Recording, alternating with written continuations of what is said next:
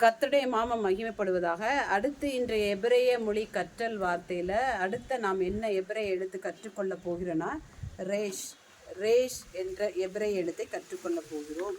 இந்த ரேஷ் என்ற எழுத்தை எப்படி எழுத போகிறோம் அப்படின்னா, இந்த அந்த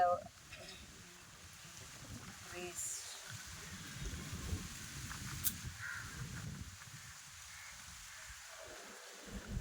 எப்படி எழுத போகிறோன்னா,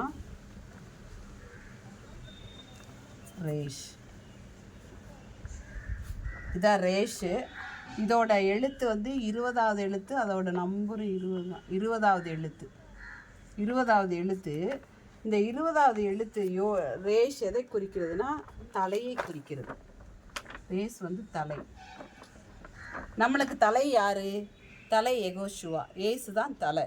அப்போ நமக்கு தலை யெகோஷுவா, இயேசு. நம்ம குடும்பத்திற்கு தலை யாரு? யெகோஷுவா.